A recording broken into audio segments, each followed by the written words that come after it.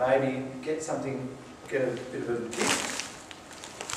Now the second thing that really struck me about this passage is the guy brings David good news, I think. The king's dead. Not only the king, but his heir is dead. There is no heir. So therefore you get to be king. But what about David's response? What's he do? He has the guy executed. Why? Because he said he raised his hand against the Lord's anointed. And you don't do that to the Lord's anointed. Now maybe David's feeling a little precious at the moment because he's also the Lord's anointed. And he doesn't want a precedent of people going, I'm just going to kill the Lord's anointed. But he has such high respect for the fact that Saul was chosen by God to be king, he still treats him that way. Look at the song that he sings. Okay? Your glory, O Israel, lies slain upon your high places. Okay? He may not have had a high opinion of Saul, but listen to how he talks him up. Don't tell it in the Philistine camps, because they'll party. The king of Israel is dead. Don't let the Philistines know. Don't, in fact, Gilboa, where he was killed, nothing good on you anymore. If it was in my power, no rain, no fields, no. Because something so tragic has happened. Did you see the phrase, how the mighty have fallen? Last time I heard that was about a football game. This is where it came from, 3,000 years ago. How the mighty have fallen. Saul and his son Jonathan, in one day, snuffed out. You see, even though Saul was a bit of a psycho and tried to kill David at every step, David says, no, he's the guy, he's in charge. I was happy to wait. Anyway, that happens. And then David says, okay, there's no king, what do I do? So he asks God and inquires of the Lord, shall I go up to any of the cities of Judah? And God says, go for it. Right? You go. This is a little point I want to make, and we're going to come back to this in a couple of weeks. Look at this. David goes up with his two wives, Ahinoam and Abigail. Okay, David's got two wives at this stage. Actually, he's got three. But the first one, we don't hear about again until he gets to Jerusalem. Does anyone know who the third wife is? Saul's daughter, Michal. Okay. She got married to someone else. She got married off to someone else because Saul was psycho. Short version. So at this point, he's got three wives. We'll get to the rest of the minute.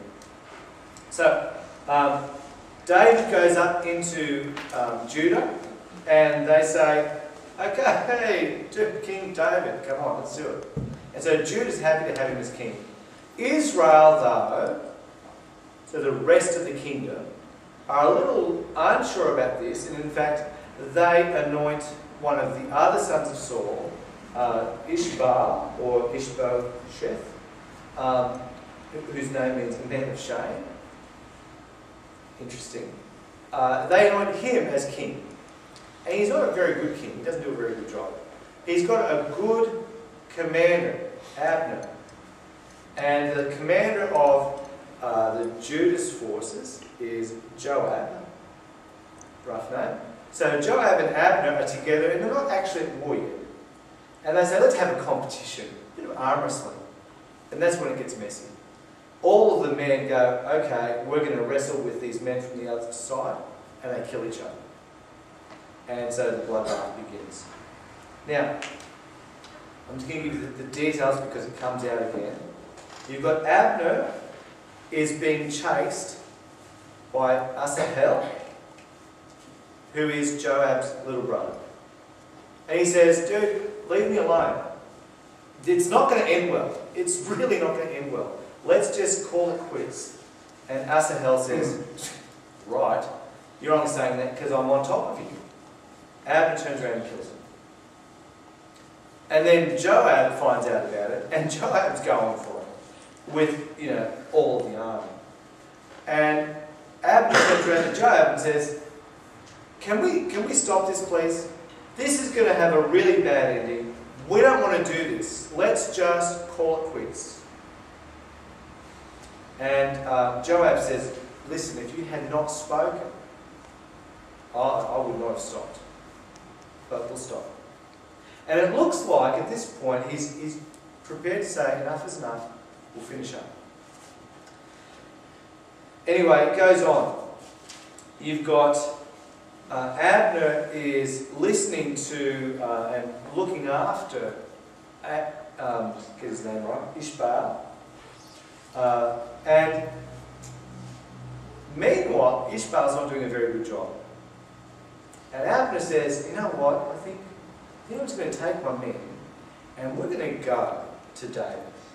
Because I think he's actually the one that Samuel anointed. He's the next king. He should be the next king, not this other guy. And so he goes off to speak to David. Meanwhile, there's all these things that happen all at the same time.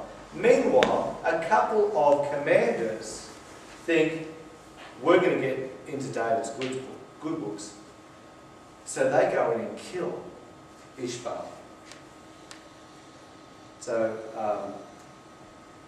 Abner arrives, sees David and says, listen, why should we fight? Let's just make peace. You can be king. I'll sort of get Ishbaal to not be that big a deal. We'll pension him off or something. David says, sounds good. I'm good with that. As Abner is going out, Joab sees him and goes, I'm going to get this guy. He killed my brother. And so he goes and kills Abner.